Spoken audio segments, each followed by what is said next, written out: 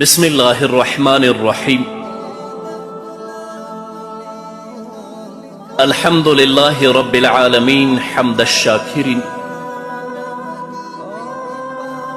الصلاة والسلام على سيد الأنبياء والمرسلين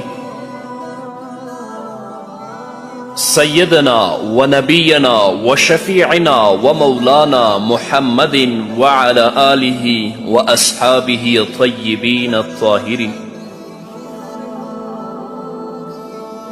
قدرمنو اوریدونکو د ژوند د لارې د خپرونې مینوالو، السلام علیکم ورحمة الله وبرکاته. ستاسو روغتیا او خوشحالي د پاک رب نه غواړم، په دې هیله چې د صحت او عافیت جامې پر تن ولرئ او خوشحالي مو په برخه وي. دا دی زه محمد یاسین فهیم د ژوند د لارې د خپرونې په وړاندې کولو کې ستاسو په خدمت کې.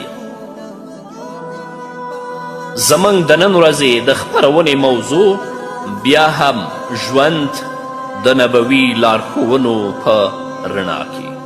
درنو اوریدونکو، د ترمذي حدیث دی. راوی د حدیث حضرت کعب بن عیاض رضی الله تعالی عنه دی. هغه فرمای: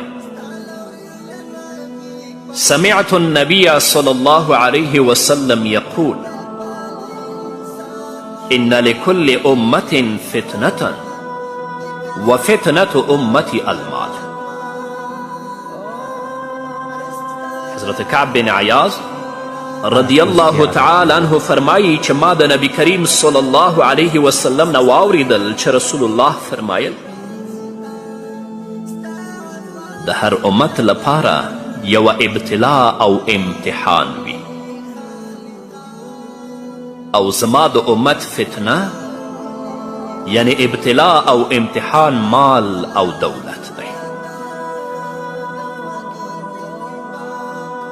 په دې کې هیڅ شک نشته چې د دنیا د مال او دولت ډیروالی یوه لویه فتنه او ابتلا ده چې د انسان په عقل ډیره بده اغیزه کوي.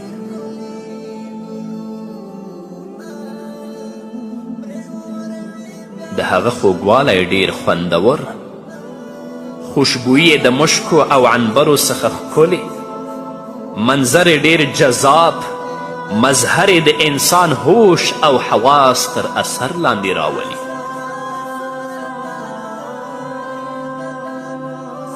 د هغه د زړه وړونکي مسکا څخه یوازې د لوی زړه څښتنان بچ کیدلی شي. له دې نه علاوه دا انسان په ډیر آسانی سره په ګناه اخته کولی شي.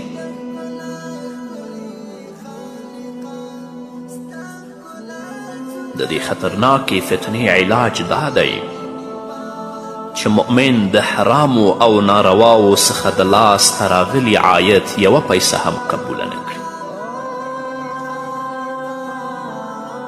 همدارنګه خپل مال او دولت په نارواو او غلطو کارونو او لارو کې صرف نه کړي. همدارنګه خپل ټول مال، دولت او جایداد د الله له لورې امانت وبولي او په هغه کې د یو امین او امانتدار انسان په توګه تصرف وکړي.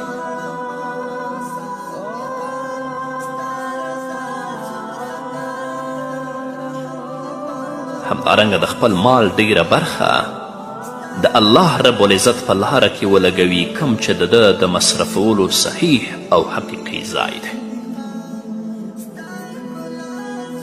او که داسې ونه کړه بیا به په دې فتنه کې راګیر شي او آخر به د هلاکت او د بربادیو کندې ته ګذار کړي، لکه څنګه چې ګذار شول ډېر خلک. او که چا حرص وکړه، بخل یې وکړه، په دې باندې پوه شي چې د حریص په مال کې بیا برکت نشته.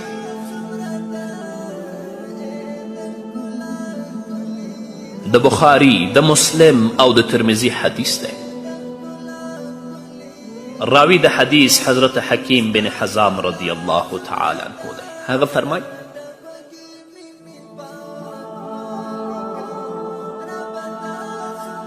حکیم بن حزام فرمایي چې ما د رسول الله صلی الله علیه وسلم څخه د غنیمت په مال کې څه برخه وغوښته. رسول الله راکړه. بیا مې ترې سوال وکړ. رسول الله صلی الله علیه وسلم بیا څه حصه راکړه. ما بیا ورځنې سوال وکړ. رسول الله صلی الله علیه وسلم بیا څه حصه راکړه. سألت رسول الله صلی الله علیه وسلم فأعطانی ثم سألته فأعطانی ثم سألته فأعطانی.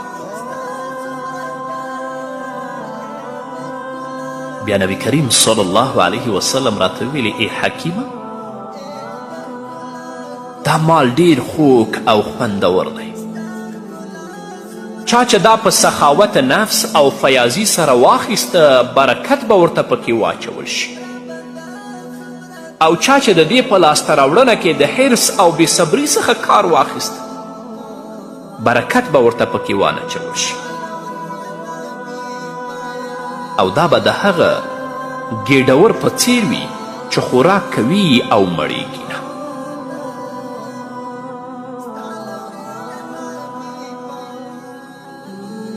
کالذي یأکل ولا یشبع.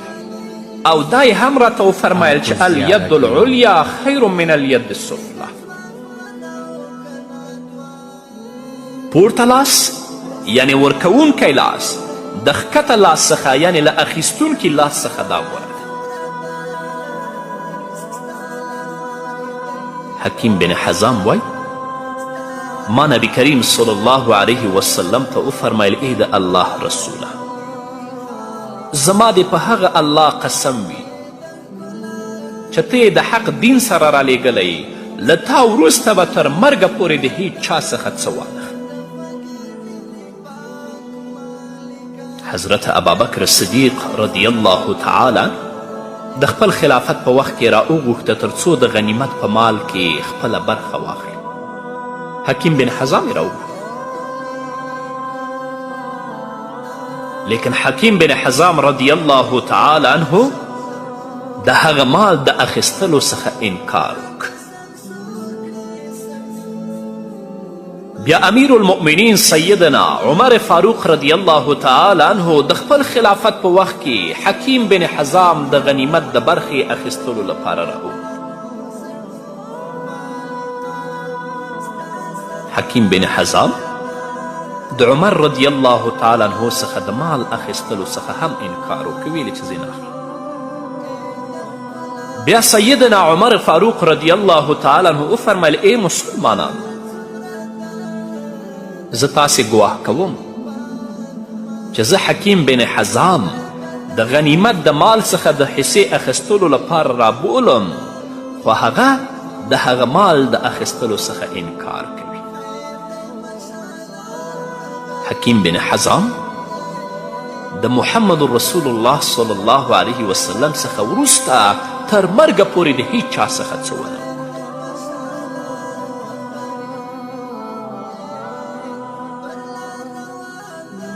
د مال محبت انسان حریص کوي.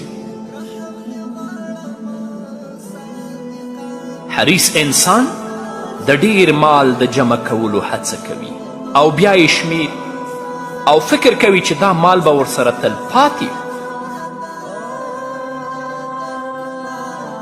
که هغه د سرو زرو یوه ډکه کنده ولري نو هغه شپه او ورځ د سرو زرو د بلې کندې د لاسته راوړلو په هڅه کې سرګردان وي. او که د سرو زرو د دوو کندو مالک شي نو د درېیمې کندې د لاسته راوړنې همیشه فکرمند وي. دا حریص د هغه چا په څیر دی چې د کاذبې او دروغجنې ولږې په مرض اخته وي. د ډیر خوراک د خوړلو سره یې هم خیټه نه ډکیږي او لږی نه ختمیږي. طمع او بخل د مال او دولت بنده د ډیر مال او دولت راټولولو ته هڅوي.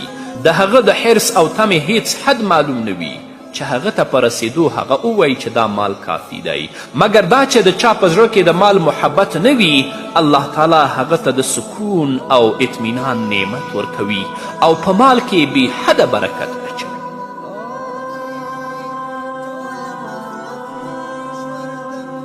حکیم بن حزام رضی الله تعالی چې د کله نه د نبی کریم صلی الله علیه وسلم دا ارشاد گرامی واورید، له هغه وروسته یې نه د نبی کریم صلی الله علیه وسلم څخه کله څه وغوښتل او نه یې د خلفاو راشدینو د اصرار سره سره د هغوی څخه د غنیمت د برخې اخیستل قبول کړي.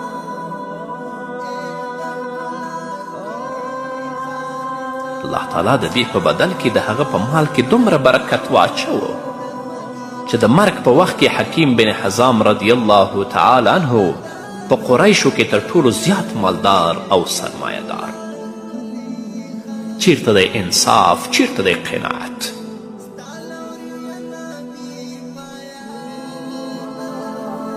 همدارنګه د ترمذي حدیث دی، راوی د حدیث حضرت انس بن مالک رضی الله تعالی عنه دی. هغه فرمایي قال رسول الله صلى الله عليه وسلم من كانت الآخرة همه جعل الله غناءه في قلبه وجمع له شمله وأتته الدنيا وهي راغمة ومن كانت الدنيا همه جعل الله فقره بين عينيه وفرق عليه شمله ولم يأته من الدنيا إلا ما قدر له. انس بن مالک رضی الله تعالی عنه فرمایي چې نبی کریم صلی الله علیه وسلم فرمایي هغه څوک چې غم او فکر آخرت وي الله تعالی یې زړه غني کوي او د هغه وران کارونه سموي او زړه ته تسکین او اطمینان ورکوي او دنیا خواره او ذلیله هغه ته راځي. او هغه څوک چې د هغه وهم، غم او فکر یوازې د دنیا لاسته راوړنه وي، الله تعالی په هغه باندې فقر او احتیاج مسلط کوي او سم کارونه او معاملات یې ورانوي. نو له دې وجې هغه د زړه د سکون څخه محروم وي او صرف دومره رزق ورته ورکول کیږي چې څومره ورته ټاکل شوی او مقرر.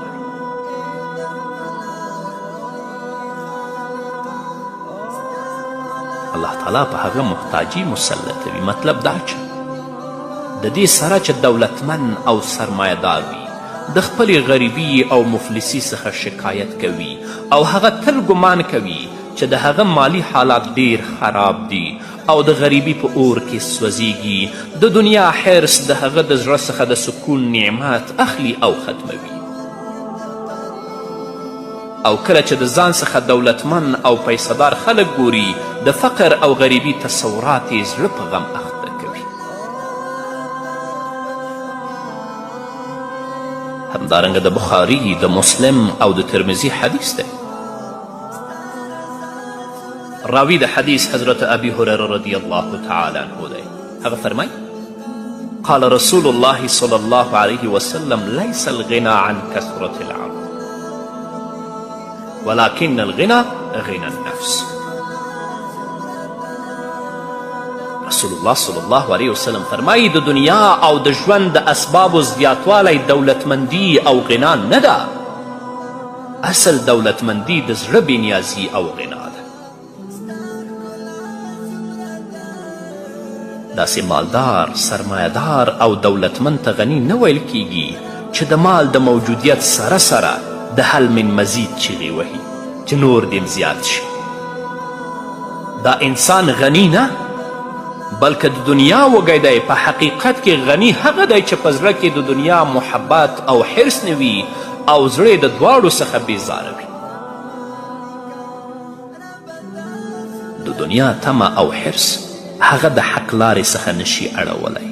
د غنا نښه دا ده چې د زړه غني د ژوند د اسبابو د ډیروالي په اساس مستی نه کوي او د نه موجودیت په اساس خفه کیږي نه،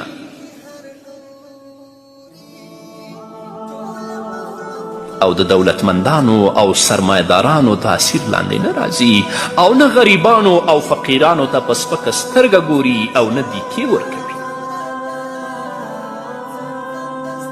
بلکې د فقراو او مساکینو سره مینه او محبت کوي. ډیر لوی او جابر حکمران په نظر کې هیڅ وزن او وقعت نه لري. دا غني دی چې څومره سرمایهدار شي، چې څومره مالدار شي، چې د زړه غنا ونه لري ته فقیر، او چې د زړه غنا ولري که هیڅ پیسې هم ونه لري، سرمایه هم ونه لري، د الله په نزد باندې ته غني. الله دې موږ په دنیا باندې نه دوکه کوي. الله دې دا توفیق راکړي چې د ابدي ژوند لپاره تل هڅه او کوشش وکړو تر څو مو هغه دنیا الله رب العزت را ښایسته کړي. په همدې هیله قدرمنو اوریدونکو نور به م واورو، خو د یوې دمې نه وروسته. قدرمنو اوریدونکو بیا هم زموږ سلامونه ومنئ. د ترمذي حدیث دی. راوی د حدیث حضرت شداد بن اوس رضی الله تعالی عنه دی. هغه فرمایي عن النبي صلى الله عليه وسلم قال الكيس من دان نفسه وعمل لما بعد الموت والعاجز من اتبع نفسه هواها وتمنى على الله. او ترمذي د دې نه وروسته لیکي ومعنى قوله من دان نفسه يقول حاسب نفسه في الدنيا قبل أن يحاسب يوم القيامة. ويروى عن عمر بن الخطاب رضي الله عنه قال حاسبوا أنفسكم قبل أن تحاسبوا وتزينوا للعرض الأكبر وإنما يخف الحساب يوم القيامة على من حاسب نفسه في الدنيا. شداد بن اوس رضی الله تعالی عنه فرمای چې نبی کریم صلی الله علیه وسلم فرمایلی هغه څوک هوښیار دی چې خپل نفس د الله په اطاعت او فرمانبرداري مجبور کړي، یعنی نفس د بدو کړو څخه ایثار کړي او تر کنترول لاندې وساتي او د آخرت د کامیابی لپاره کار وکړي، داسې کارونه وکړي چې د مرګ نه وروسته هغه ته ګټه ورسوي.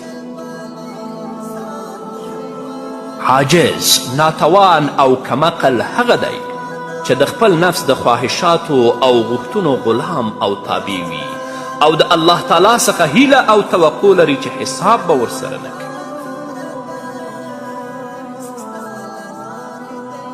من دان نفسه د دې مطلب دا دی چې مخکې له دې چې د قیامت په ورځ ورسره محاسبه وشي په دنیا کې د خپل نفس محاسبه کوي. امیر المؤمنین حضرت عمر رضی الله تعالی عنه فرمایي تاسې د آخرت د حساب څخه د مخه ځانونو سره محاسبه وکړئ او د الله تعالی په عدالت کې تر ټولو ستر عرض لپاره ځانونه تیار کړئ. چا چې په دنیا کې د ځان سره حساب وکړه د قیامت د ورځې په محاسبه کې به ورسره د نرمۍ څخه کار واخیستل شي. د الله تعالی څخه دا تمه او توقع لرل چې د هغه سره حساب ونه کړي. مطلب دا دی چې په پرله پسې توګه د الله تعالی څخه د بغاوت او نافرمانی سره سره خپل ځان د جنت مستحق او هغه نه د الله تعالی څخه د بخښنې غوښتنه کوي او نه د هغه لوري ته ورګرځي او نه خپل عمل او کړه او ړه اصلاح کوي او د دې ټولو سره سره ګمان کوي چې الله تعالی به هغه معاف کړي.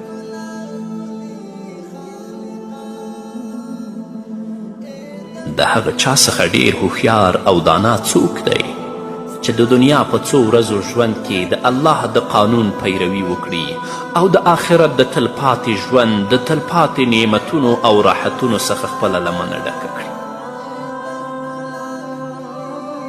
او د هغه چا په بېعقلي کې څه شک دی چې د خپل نفس د خواهشاتو د غلامي کړۍ یې په غاړه کې اچولي وي او په مختلفو خوشفهمیو کې مبتلا وي او ګمان کوي چې د څو پیسو په خیرات کولو یا د کم بزرگ لاسنیوی او یا خاندانی نسبت او تړون به هغه د آخرت د سزا څخه بچ کړي او یا به د څو وړو وړو نیکیو په کولو سره د ټول ژوند د تورو کارنامو د خطرناک انجام څخه بچ شي، چې د سلو هغه صاحبانو پیرانو لاسنیوی وکړي چې عمل دې سم نه وي، الله نه خلاصوي، چې په هر قوم او نسب پورې تړلی اوسې چې عمل دې سم نه وي، د الله د حساب نه نشي خلاصېدلی.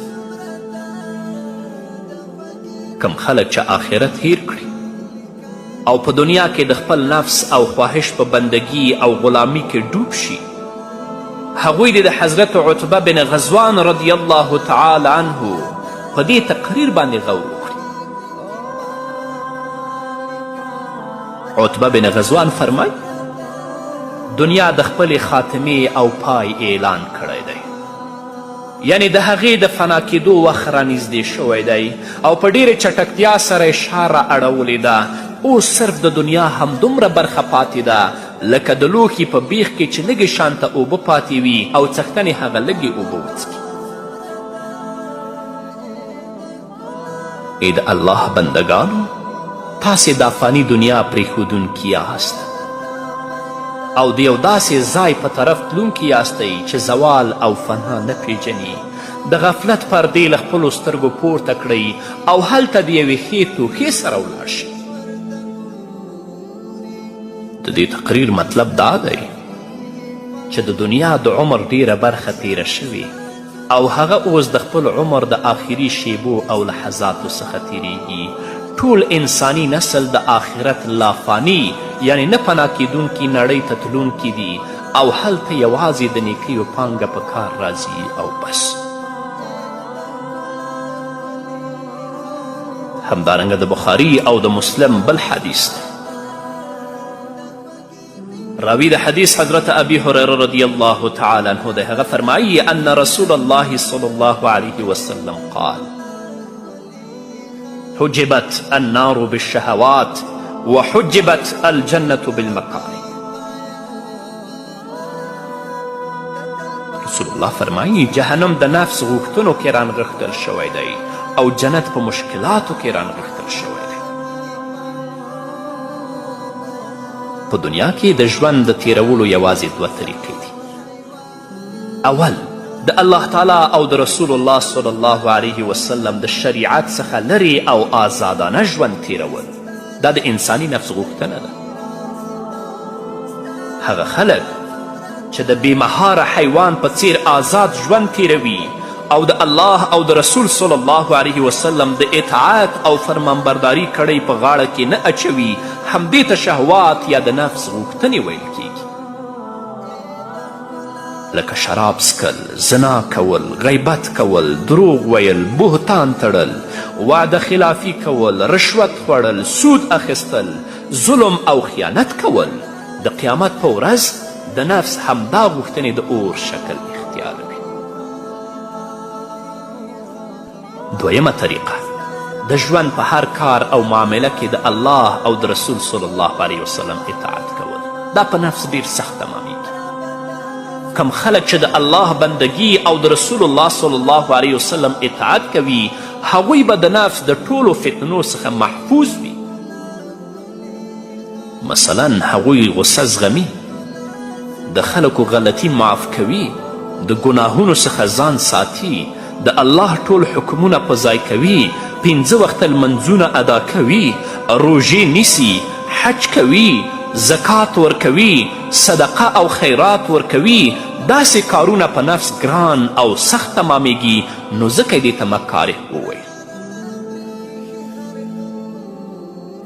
د قیامت په ورځ به دا نیک کارونه د جنت د نعمتونو په شکل کې راښکاره شي.